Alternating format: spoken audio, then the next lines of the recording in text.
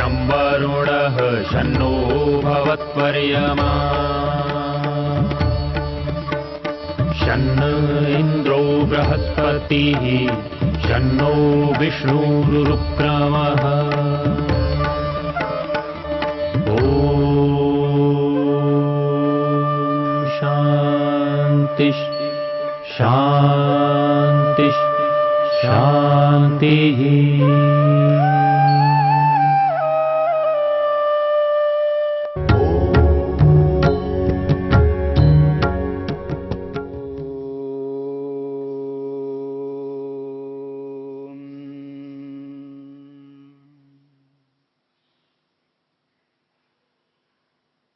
जप की विधि को लेकर के हम विचार कर रहे हैं।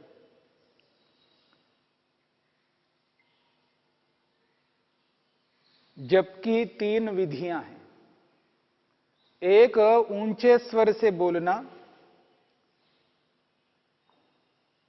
उच्चारण लंबा करके बोलना, जिससे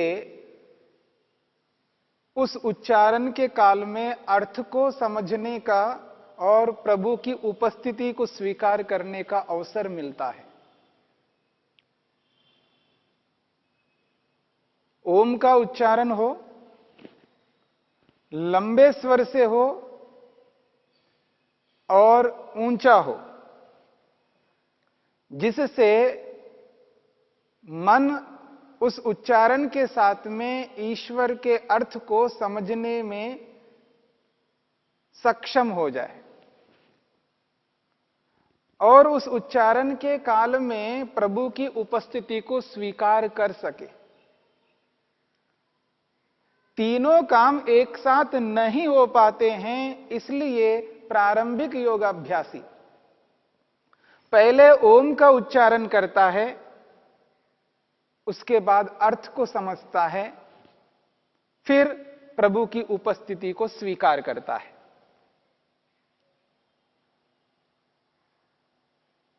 वाक्य के माध्यम से भी और मंत्र के माध्यम से भी। जब गायत्री मंत्र को लेकर के हम अर्थ करते हैं, उस गायत्री मंत्र के अर्थ को लेकर के जब व्यक्ति जप करता है, चाहे वो एक बार करे, चाहे वो एक बार भी क्यों ना करे, लेकिन उस जप को जप की विधि में करे, जप की विधि के अनुसार वो व्यक्ति उस रूप में कर लेता है, वह जप आगे चल करके प्रभु का दर्शन करने में समर्थ हो जाता है। जप का जो परिणाम है वो प्रभु दर्शन है, प्रभु का साक्षात्कार है।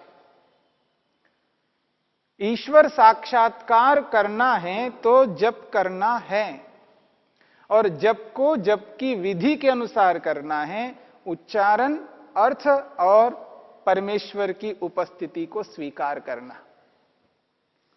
तो हमने जो गायत्री मंत्र से जप करने की विधि को समझने का प्रयास किया, अब हम एक और मंत्र को लेकर के प्रयत्न करते हैं।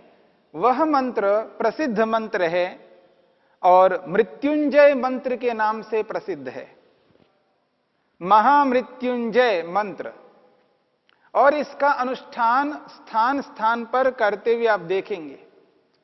और केवल मंत्र का उच्चारण नहीं करना है, मंत्र के उच्चारण के साथ में उसके अर्थ को, उस अर्थ को समझते हुए प्रभु की उपस्थिति को स्वीकार करना। तो जप को जप की विधि से यदि हम कर लेते हैं तो यह निश्चित बात है हम उस जप को उसी रूप में संपन्न कर पाएंगे। मंत्र है ओम त्रयंबकम यजामहे सुगंधिम पुष्टिवर्धनम उर्वारुकमिव बंधनान मृत्योर्मुक्षीय मामृतात्। ओम का अर्थ वही है जो हमने सर्वरक्षक को लेकर के आपके समक्ष रखा है। और जैसे ही ओम का उच्चारण करेंगे, हे परमेश्वर आप सर्वरक्षक हो, अनंत प्रकारों से आप मेरी रक्षा करते हो, आपकी एक एक सुरक्षा का जो प्रकार है प्रभु, वो अद्भुत है। विविध सुरक्षाओं से सतत आप मेरी रक्षा कर रहे हो। ओम का उच्चारण किया, ईश्वर के सर्वरक्षक स्वरूप को अनुभव किया। त्रयंबकम मंत्र का जो पहला शब्द है त्रयंबकम, इसमें दो शब्द जुड़े हुए हैं, एक त्रि और एक अंबकम। त्रि का अर्थ होता है तीन। संस्कृत में जब गणना करते हैं तो एकम द्वे त्रीणि। त्रि का अर्थ होता है तीन। अब तीन क्या है, इस बात को समझने का प्रयत्न करना है। परमेश्वर तीन के अंबकम हैं। अंबकम कहते हैं अधिपति, स्वामी को। अंबकम का अर्थ है स्वामी, मालिक, अधिपति। किसके अधिपति? तीनों के अधिपति। और यहां तीन हैं, तीन लोक। पृथ्वी लोक जिस पर हम रह रहे हैं, और द्युलोक जो सूर्य चंद्र नक्षत्र आदि ऊपर हैं, और दोनों लोकों के बीच में जो अवकाश है, इस अवकाश को कहते हैं अंतरिक्ष। तो पृथ्वी लोक, अंतरिक्ष लोक और द्युलोक, इन तीनों लोकों के आप अंबकम, अधिपति, स्वामी हो। त्रिअंबकम त्रयंबकम, इन तीनों लोकों के आप अधिपति, स्वामी हो। ऐसे आपकी हम यजामहे। यजामहे का अर्थ है हम यजन करते हैं, आपकी पूजा करते हैं, आपका सत्कार करते हैं, आपकी भक्ति करते हैं। हे तीनों लोकों के अधिपति, स्वामी, परमपिता परमेश्वर, यजामहे, मैं आपका यजन, अर्चना, पूजा कर रहा हूं। अगला पद है सुगंधिम। सुगंधि का अर्थ यहां कोई गंध नहीं है। यहां सुगंधि का अर्थ है अलग अलग प्रकार की योग्यताएं। ज्ञान, बल, सामर्थ्य, दया, करुणा, उपकार, ये सारे के सारे उत्तम गुण। जब ये उत्तम गुण व्यक्ति के जीवन में होते हैं, इन गुणों को अपने अंदर धारण करता है, तो निश्चित बात है वह व्यक्ति सुगंधित होता है। जैसे गंध से, सुगंध से व्यक्ति को शांति मिलती है, सुख मिलता है, आनंद प्राप्त होता है, वैसे ही इन उत्तम गुणों से व्यक्ति सुगंधित होता है, यानी शांत होता है, प्रसन्न होता है, सुखी होता है। तो यहां पर कहा जा रहा है जो ईश्वर में अनंत गुण हैं, ज्ञान, बल, सामर्थ्य, दया, करुणा, कृपा, न जाने कितने गुण हैं, उन सारे गुणों को तो हम धारण नहीं कर सकते, क्योंकि अनंत गुणों को शांत व्यक्ति, सीमित व्यक्ति धारण नहीं कर सकता। परंतु जितने अधिक से अधिक गुणों को हम धारण कर सकते हैं जो ईश्वर में है, उन गुणों को धारण करने का प्रयत्न हम करेंगे। तो हे परमेश्वर, आप ज्ञान, बल, सामर्थ्य, दया, करुणा, कृपा रूपी इन सुगंधियों को हमें दीजिएगा, और इन सुगंधियों को देकर के पुष्टि, मेरी पुष्टि करिएगा। और ये जो पुष्टि है शरीर के माध्यम से भी हो, मेरा शरीर पुष्ट हो, दृढ़ हो, बलवान हो। और जो मेरी इंद्रियां हैं, जिनके माध्यम से मैं कर्म करता हूं, जिनके माध्यम से अलग अलग प्रकार का ज्ञान प्राप्त करता हूं, जानकारी प्राप्त करता हूं, ये जो जानकारी है जिन इंद्रियों से प्राप्त करता हूं उनको ज्ञानेंद्रियां कहते हैं। और जो मैं बोल रहा हूं वाणी से, और जो हाथों से कर्म करता हूं, पांवों से कर्म करता हूं, इन इंद्रियों को कर्मेंद्रियां कहते हैं। तो ज्ञानेंद्रियों और कर्मेंद्रियों को भी दृढ़ बना देना, पुष्ट बना देना, ताकि ये इंद्रियां अपने अपने कार्यों को समुचित रूप से कर सके। तो शारीरिक रूप से भी पुष्टि चाहिए, और ऐन्द्रियक, इंद्रियों के माध्यम से इंद्रियों की भी पुष्टि चाहिए। ये जो मेरा मन है, इस मेरे मन को भी पुष्ट करना, यह उचित कर्म कर सके, उचित विचार उत्पन्न कर सके, श्रेष्ठ विचारों को ही उठा सके, तो मन को भी पुष्ट करना। और जो मेरी बुद्धि है, जो निर्णय करने का सामर्थ्य है, उसको भी दृढ़ करना, पुष्ट करना। तो शरीर, इंद्रियां, मन, बुद्धि और जो मेरी आत्मा है, मैं स्वयं, मेरे को भी पुष्ट करना, यानी मैं चेतित रहूं, चेतनता से युक्त रहूं, मैं ज्ञान से युक्त रहूं, मैं यह एहसास करूं कि मैं एक आत्म स्वरूप हूं। मुझ आत्मा को भी पुष्ट करना, शरीर, इंद्रियां, मन, बुद्धि और आत्मा को पुष्ट करना। सुगंधिम पुष्टि, सुगंधि को देकर के, ज्ञान, बल, दया, करुणा, परोपकार रूपी सुगंधि को देकर के मुझ शरीर को, मुझ इंद्रियों को, मुझ मन को, मुझ बुद्धि को और मुझ आत्मा को, यानी ये सब कुछ मैं हूं, इनको पुष्ट करना और पुष्ट करके वर्धनम, उन्नत करना, महान बना देना, श्रेष्ठ बना देना, उत्कृष्ट बना देना। त्रिअंबकम त्रयंबकम यजामहे सुगंधिम पुष्टिवर्धनम। त्रिअंबकम त्रयंबकम, हे तीनों लोकों के स्वामी, अधिपति, परमपिता परमेश्वर, यजामहे, मैं आपका यजन, अर्चना, पूजा कर रहा हूं। सुगंधिम, ज्ञान, बल, सामर्थ्य, दया, करुणा, कृपा, परोपकार रूपी सुगंधि को देकर पुष्टि, मेरे शरीर को, इंद्रियों को, मन को, बुद्धि को, आत्मा को पुष्ट करो, दृढ़ बलवान बनाते हुए प्रभु वर्धनम, उन्नत करो, महान श्रेष्ठ बना दो। अब अगली पंक्ति में जाते हैं। सुगंधिम पुष्टिवर्धनम के बाद में दूसरी जो पंक्ति आपके समक्ष आएगी वो है उर्वारुकम इव, उर्वारुकम इव बंधनात् मृत्योः मुक्षीय मामृतात्। तो यहां पर कहा है उर्वारुकम।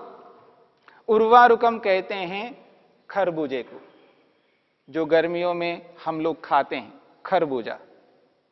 उर्वारुकम खरबूजा, इव कहते हैं समान, उसके सदृश, खरबूजे के समान। उदाहरण से समझाया जा रहा है।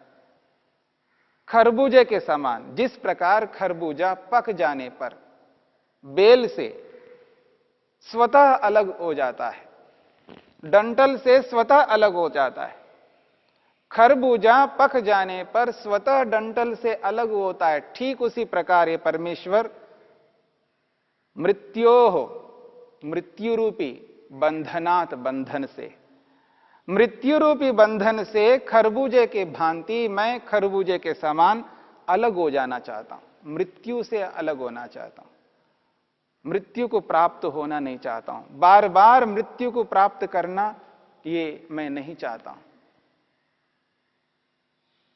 मृत्यु से अलग होना चाहता हूं।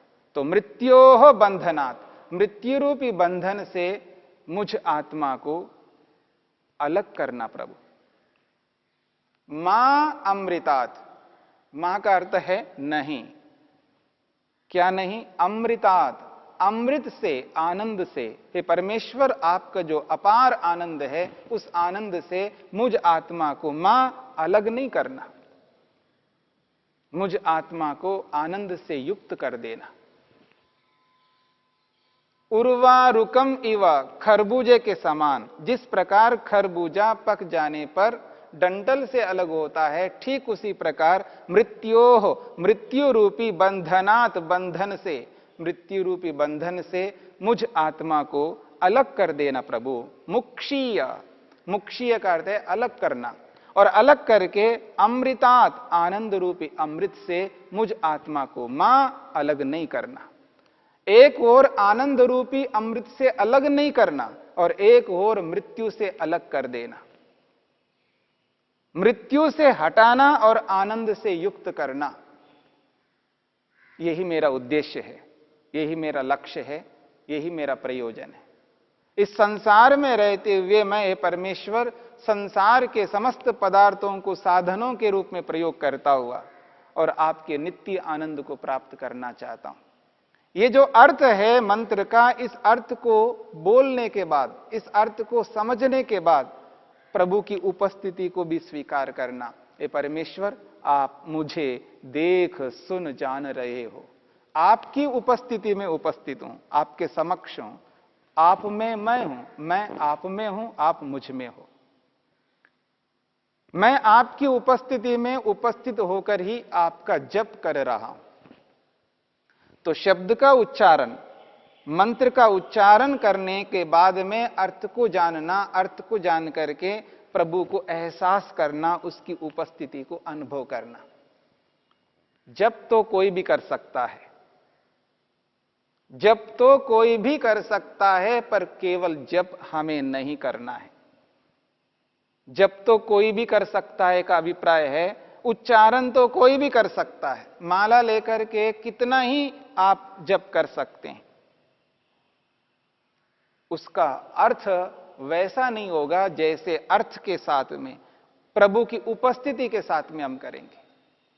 तो परमेश्वर की जो उपस्थिति है, उसकी उपस्थिति को अनुभव करते हुए जब जप करेंगे तो वह जप वास्तव में लाभकारी है। परिणाम आत्मदर्शन है, प्रभु का दर्शन है। महर्षि पतंजलि ने इसीलिए कहा, ततः उस जप से प्रत्यक चेतनाधिगम, उस जप को करने से प्रत्यक चेतनाधिगम, अंतरात्मा की प्राप्ति, अंतरात्मा का दर्शन, यानी आत्मा का दर्शन होता है। यदि आत्मा का दर्शन करना है तो जप को जप के रूप में करना है, केवल मंत्र का उच्चारण नहीं, केवल वाक्य का उच्चारण नहीं, केवल शब्द का उच्चारण नहीं। माला लेकर के आप 1000 बार बोलो, 1,00,000 बार बोलो, संख्या में ध्यान रहता है, ईश्वर में ध्यान नहीं रहता है। और उस जप को करते हुए भी व्यक्ति दूसरे कर्मों को भी करता है। जब भी करता जा रहा है, माला को फेरता जा रहा है और बीच में कोई काम आता है, वो काम भी वह करता है, किसी को डांटता भी है और किसी को धमकाता भी है और किसी को प्यार भी देता है। यानी लौकिक कर्मों को करता हुआ व्यक्ति जप करता जा रहा है और उसका ध्यान रहता है, अभी 50 हुए हैं, 100 हुए हैं, 1000 हुए हैं, 10,000 हुए हैं, अब तो मेरे को 1,00,000 पूरा करना है। मन उसका 1,00,000 में है, मन उसका संख्या में है, मन ईश्वर में नहीं है। और जिस शब्द का उच्चारण कर रहा है, उस शब्द का अर्थ जो है वो समझ नहीं पा रहा है। ईश्वर न्यायकारी है, ये इसको समझ में नहीं आ रहा है। यदि न्यायकारी समझ में आता है, ओम का उच्चारण करता हुआ ईश्वर के न्याय को सामने रखता है, तो वो अन्याय नहीं कर सकता। ओम का उच्चारण करता हुआ ईश्वर को रक्षक मानता है, तो अन्यों को वो दुख नहीं देगा, वो भी रक्षा करेगा।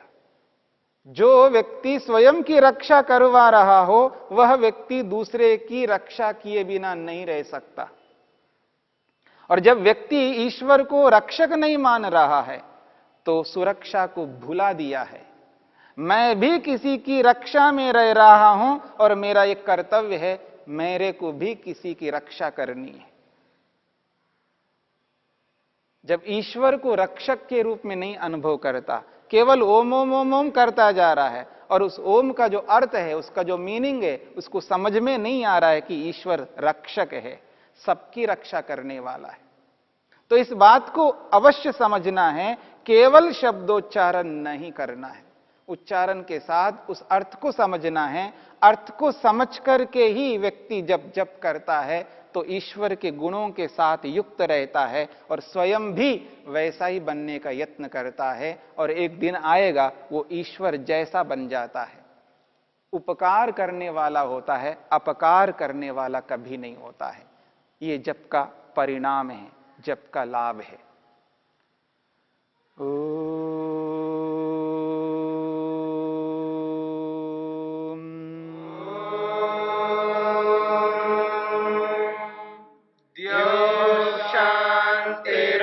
शांतिरंतरिक्षं शांति पृथिवी शांतिरापः शांतिरोषधयः शांतिः वनस्पतयः शांतिर्विश्वे देवा शांतिर्ब्रह्म शांति सर्वं शांति शांतिरेव शांति क्षमा शांतिरेधि।